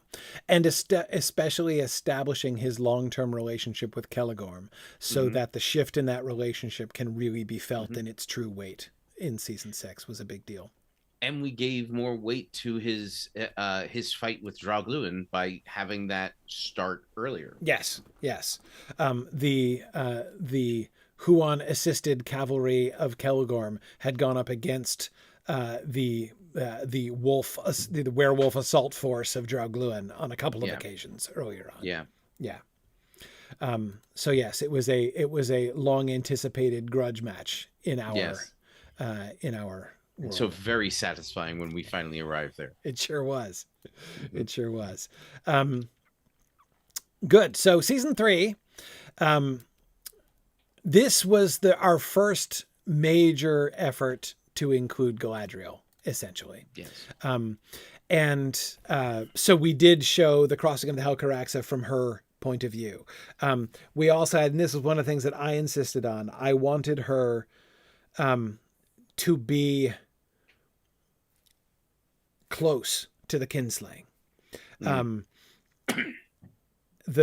line that I really advocated for with Galadriel, insisted on really, is I didn't want her to kill anybody, like to actually be, but I wanted her to be involved, to not just feel like I'm a scarred witness of something horrible, but to really feel culpable her own self. I almost. Right. I was a part of the problem. Yeah. Yes. Yeah. I was a part of I didn't actually kill anybody, but I was part of the problem. And so, or in fact, tried to kill anybody per se. Right. It's not that she just didn't succeed in killing anybody. It's yes, she almost killed someone and ends up with her own mother's blood actually on her. Physically splashed on her when her mother was killed, which we added. So anyway, this was the beginning of our integration of Galadriel. And of course, this led directly to one of our really clever things, which was so clever that the Rings of Power stole it, which is one of the explanations for where Galadriel is and why she's not more heavily involved in the stories is that she was in retreat in Doriath because she was dealing with this. We had ambitious Galadriel. We had ambitious Galadriel even still at the beginning after the crossing of the Helcaraxa being almost a rival with Thingolfin for leadership. Like she was kind of feeling herself still. And she kind of crashes after that when she gets to Doriath. Yeah, when she looks into the proto mirror. Exactly. Confronted through the power of Melian ultimately with her own guiltiness and her own ambition and the reality of the path that she's on. That's when she has her sort of emotional and moral crash, which she spends then all of season 4 recovering from, culminating in her marriage to Celeborn, who helps her get through it. But that took care of Galadriel for almost 2 whole seasons, in fact, in a way which was both consistent with the text. Like, why is she in Doriath and why does she just stay there for a long time and do nothing? So I thought that was pretty cool. And handy. Yeah. We did cut Uanin's storm wrecking some of the swan ships. That was a hard cut. That was difficult. But a necessary one given where that story was in the season. Yeah. It was a structural decision, not that anyone disliked that storyline or didn't want to include it. We tried actually quite hard to get it in somehow. Yeah. But because we cut immediately from the kinslaying to meanwhile back in Beleriand for a few episodes, by the time we go back, the Noldor are already marching north and up into Ahriman, and there's no place to include the storm, other than to say that it already happened. Which we alluded to it in a few places. Yeah. But that we never told anybody that it happened. Right. Or showed it. We never showed it. We never showed therefore it. It didn't really happen. If we wanted to somehow show it in flashback way later, that would be interesting, but we have not shown it where it fits in the story. Right. Yeah. Right. Yeah. And then of course one of the real shockers that we included was the death of Amrod. So one of the twins, the youngest sons of Feanor, is immolated within the ships at the burning of the ships, accidental-like, but he's immolated in the ships. And that, of course, is a Tolkien story, but it's a later Tolkien story. One of those things that we decided that we were going to pull in to kind of amp up the horror of the burning of the ships.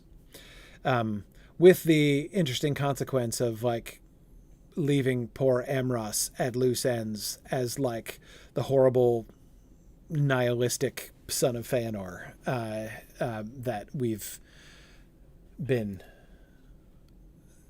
sort of dealing with. Weird Amros. Yeah. Anyway, okay. We are running out of time, so I'll be a little bit quicker here. These are more recent seasons anyway. In season 4, we put a lot more time into one of the major plot lines was the discovery of the kinslaying, how that story comes out and how it gets to Thingol. And so we had Círdan involved. We had Thuringwethil and Sauron involved, right? As first they had to get the story because they didn't know. Right, Morgoth nor any of his followers knew about the kinslaying, so first they had to figure it out, and then they had to give it. And Círdan was the sort of patsy that they used. He was like the mule to carry the story to Thingol. Thuringwethil didn't even know it. She just gave him the tools for him to figure out because she couldn't figure it out. Yes. Yeah. It was an interesting game. We also, season 4 is also when we began the what has been a fairly long-term story of the captives of Angband. Again, another one of those things that Tolkien just tosses off. Remember when there's like that one paragraph that like elves were taken captive and held in Angband, and they were horribly changed there, and some of them escaped, and some of them were let out, and their minds were twisted, and they betrayed the other elves, and some did escape indeed, but were rejected because so they're all, we're like, wow, that's like a whole season worth of stories in that one paragraph right there. So we kind of we chose 4 different characters to make with the 4 different possible outcomes. We had the person who gets captured and dies in prison. We had the person and that's Diriel, who is the wife of Curufin.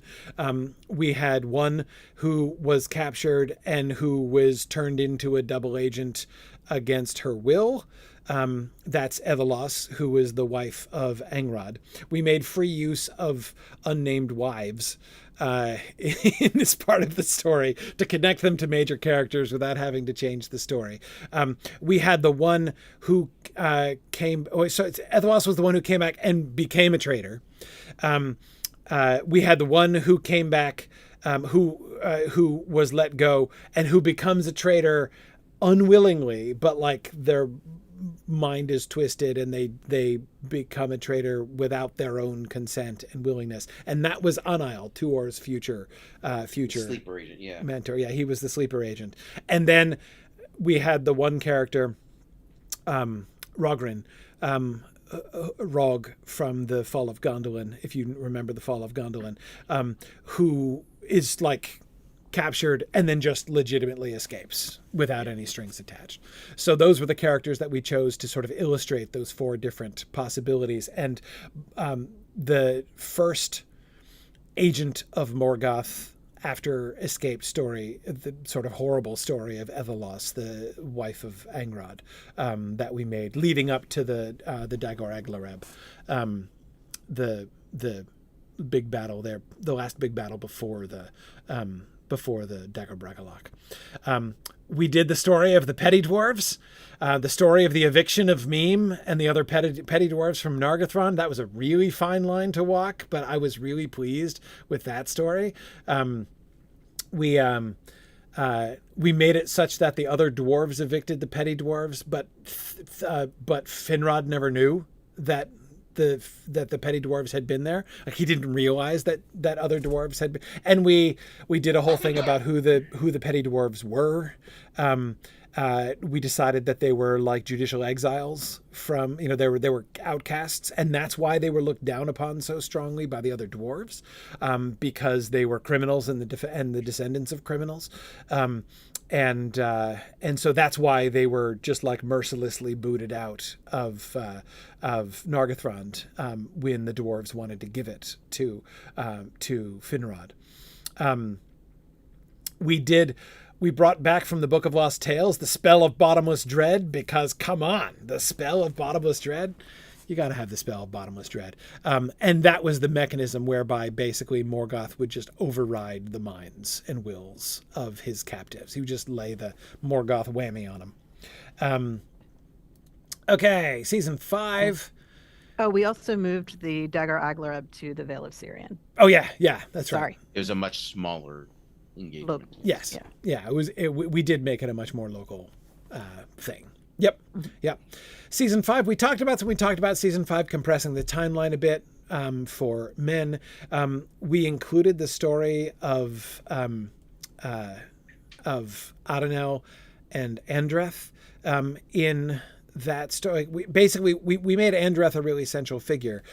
Again, wanting to incorporate, this is another one of those examples, right? Tolkien wrote this wonderful story of Agnor and Andreth that we really wanted to tell. But the story that Tolkien wrote about that begins with Andreth, the aged wise woman of the House of Beor. And we're like, where did she come from? What's her earlier story? How is she involved, right, earlier on? So we definitely had to integrate her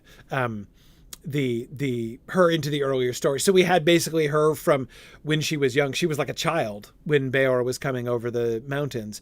And then we had her kind of growth into responsibility and becoming the wise woman of the House of Beor as they are transplanted. We did, of course, that was another major change that we made. We had the House of Beor actually brought into Nargothrond, living in Nargothrond for a while, both because we wanted to develop the story of Beor and Finrod a little bit, not just from a distance, but also because we wanted to showcase the 3 clearly different trajectories of human and elf relations. The ones where they live together and basically kind of try to form one society altogether. The one in which they're completely separate, living on their own. That's the Haladin, right? Who are like not totally unfriendly to the elves, but they live totally on their own without direct influence of elves. And then we have the middle ground, the House of Hador, right, where they still pretty much have their own society, but they're in a close vassalage relationship with the elves. So we wanted to really sort of illustrate those 3 things. So we wanted to make the House of Beor really close. So we showed the problems with that. Like, it didn't pan out with them living in Nargothrond, so we transplanted them. We had them deliberately leave in order to establish their own life up in Ladros by Dorthonion, which of course is then where they get destroyed in the Dagor Aglareb. Bragollach. The Dagor Bragollach. Sorry, my apologies. Yes. We told the Arathel story in season 5. So we had we did some development. The major change that we made there was, instead of just having Arathel be bored and wanting to leave, we made that story draw attention to the question, which is the dominant question throughout the history of Gondolin. What is the point of Gondolin? How is Gondolin going to be how is it going to be involved? She wanted to reconnect with the Leaguer. She wanted to go out and speak to her father and brothers, not again because she was bored and wanted to see the world for a change, but because she wanted to be a part of the war against Morgoth. She wanted to be involved and to do something. And so spotlighting from the beginning this tension that's going to be involved, first in the Near Knife, and then again, I guess first with like Hurin and Huor, and then in the Near Knife, and then again, of course, with Tuor, the question of to what extent and how should Gondolin be involved is something that we sort of developed there. We got a bunch of Haleth, including Haleth killing Tevildo the cat. Tevildo the cat was the first of Sauron's captains, or his lieutenants, to be killed. And Haleth kills him and wears his pelt for the rest of the season, which is fairly awesome. There was another significant change we did in season 5. I was going to bring it, but I'm forgetting what it was. Something about the Dagor Bragollach. I don't know. Fingolfin's big push. Yes, Fingolfin's big push. That's right. We wanted to...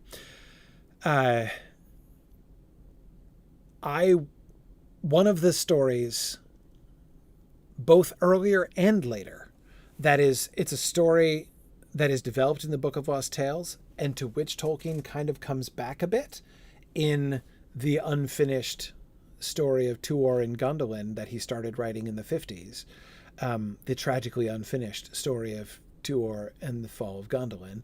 But you can hear in Tuor's conversation with Ulmo in that story, and much more fully developed in the Book of Lost Tales, this idea that Ulmo has a plan by which Morgoth is going to actually be defeated, if the people cooperate. Of course, it's all about Turgon and the fall of Gondolin in the original version of it. And we didn't want to stick that onto Turgon's story necessarily in SilmFilm. So we gave it to Fingolfin instead. Fingolfin instead had this vision it starts with a dream. And he has this conviction that if they can go and attack, the Valar will deliver victory. And it doesn't end up happening because the Dagor Bragollach happens first. But anyway, we changed Fingolfin's story because I really wanted to incorporate this other plan. Season 6, we did a lot with developing magic there. This is where Anael, as the sleeper agent of Sauron, came in the fall of Tol Sirion. He was instrumental in bringing about the fall of Tol Sirion. We had Diriel, the wife of Curufin, dying in Angband, helping Luthien and Beren escape. We had the forging of the Nauglamir in Nargothrond. We wanted to feature that story to some extent. And we began to do something with Gil-galad. We'd already decided he was going to be the son of Orodreth. Our first moves were to have him take an ambassadorial role. So we had him in Doriath conveying extremely uncomfortable letters to and from Thingol. Gil-galad got the worst ambassadorial job ever in being the ambassador from the Noldor to Doriath during this particularly tense time. Didn't he have to deliver the letter from Celegorm and Curufin demanding Luthien's hand? And yeah, that was awkward. Anyway, so that's those were some of them. And of course, this only sets up the further decisions that we have to make about Gil-galad as we're moving forward. And we are really coming to the point in season 8 where we're going to have to make the further decisions of what exactly is going to happen with Gil-galad. Where is he going to be? What exactly is going to be his whole arc and trajectory? What is the path from here to High Kingship for Gil-galad? Because that is not at all clear. And another thing we added in season 6 was the meeting of Andreth and Aegnar in Mandris. Yes. Yes, we did. So. We did bring a little bit of closure to the Andreth and Ignor story in Mandos. That's right. That's right. And then, of course, last season, in season 7, we gave Emeldir cause of death. We had developed her character a good deal more. We spent more time with her character, and we gave her a death from cancer, I think, right? Basically, she dies of, right? Essentially. Essentially, yes. I mean, she's wasting away for a significant amount of time. Right. Obviously, no one calls it cancer. Right. Yeah, we don't use the word, but yeah. But yes, that's seems to be what she has. It's one of my favorite adaptation choices of season 7. Actually, was the inclusion of more Emeldir. Not just season 7, season 6. 6 and 7, yeah. Seasons 5, 6, and 7 have way more Emeldir. Yeah. Well, way more than the one sentence she gets in the Silmarillion. In fact, yeah. Yes. You can't really have less Emeldir without cutting her. Exactly. Exactly. So we got, of course, I've talked about this before. I talked about this last time. Galadriel's mission to the east, and bringing in the Easterlings and particularly her friendship with Bor, embedded within which we had the origin story of the Mayaris, which was really fun. A significant development of Morwen's role, which is going to be continuing into season 8 and 9 for sure. We did some difficult work with Finduilas and Gwyndor, because that was another story that we wanted to be really careful to avoid a really simple, cliched, and unpleasant story. Right. Because the problem, of course, for those of you who don't remember, Finduilas and Gwyndor are in love. And then Gwyndor goes away to the Nirnaeth Arnoediad, gets captured, comes back home with Turin, at which point Finduilas is like, oh, like, Gwyndor is so lame and like, scarred and everything. And like Turin is young and hot, and I like him better now.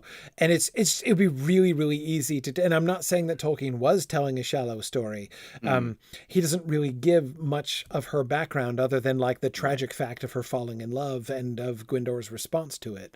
But we wanted to kind of set up the backstory, because it's also not particularly consistent with what he says about elves in general, the natural monogamy of elves.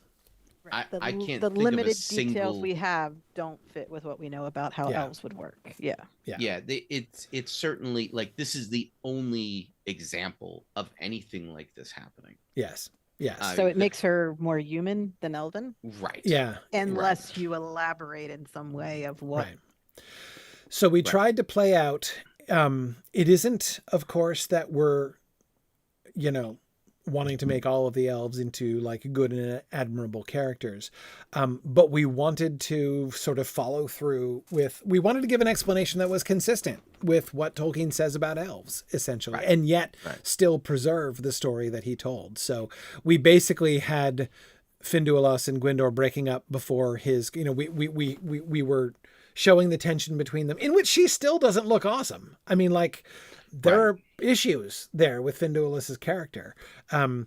But we saw them breaking off their engagement before he leaves for war. That was an important thing. She never approves of his going to the Nirnaeth in the first place. Exactly. Right. Exactly. And in fact breaks off their relationship. Yeah. As a result of it. Yeah, exactly. And then one of the biggest world building issues that we addressed, which is a fascinating question, was we established a set of rules for the Osanwe Kenta, the elvish telepathy. Tolkien talks about it, that elves can communicate mind to mind, but that has the opportunity to really mess up plot lines that Tolkien himself wrote if we try to actually, because he developed those ideas pretty late during his like elvish world building phase when he was not finishing the Silmarillion in the 1960s, primarily is where those writings come from. So again, it's after he wrote most of the stories, and he didn't really finish working that stuff all the way through. But in any case,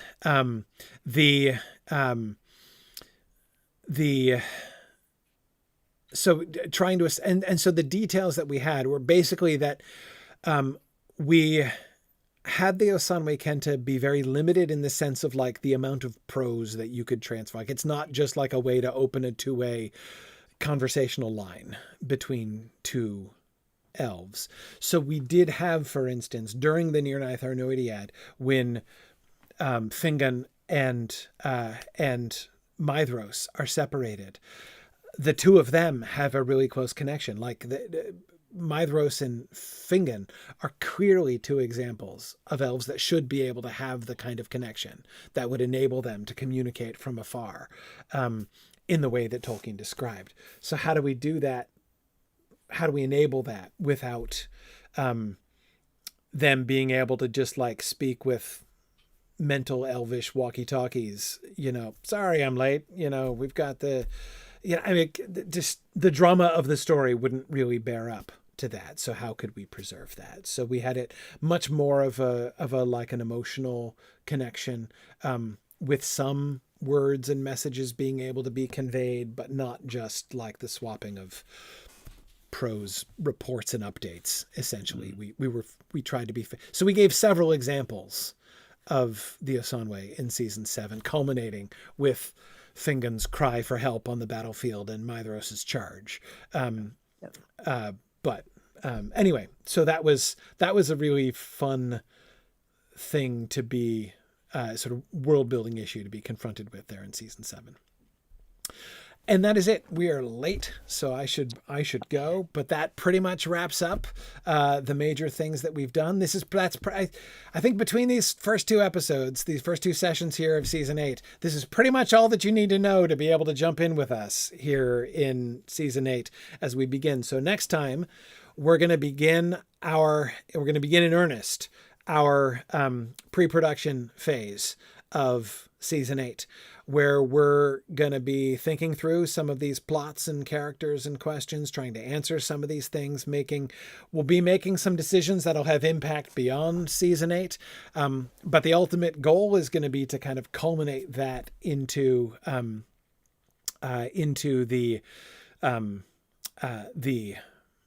outline, the episode outline for the 13 episodes of season 8, so that we have a clear idea of what we're covering and what we're going to do. And then we will go through and begin developing those episodes one by one. That will be the production phase of season 8. All right. Well, thank you guys so much for joining me. This is definitely fun, just like last time, to kind of be thinking back over things and be reviewing stuff and remembering what we did these many years ago, and all that stuff. This has been great fun. And are we good for November 20th for next time? Yes, I believe so. That is the week before Thanksgiving, yeah? Correct. Yeah. Right. Okay, so our next will be on the 20th of November. Hey, right. That's in fact 2 weeks from today, like on schedule and everything. How about that? All right. Thank you, everybody, and we will see you in a fortnight. And I will say, thanks for listening and Godspeed.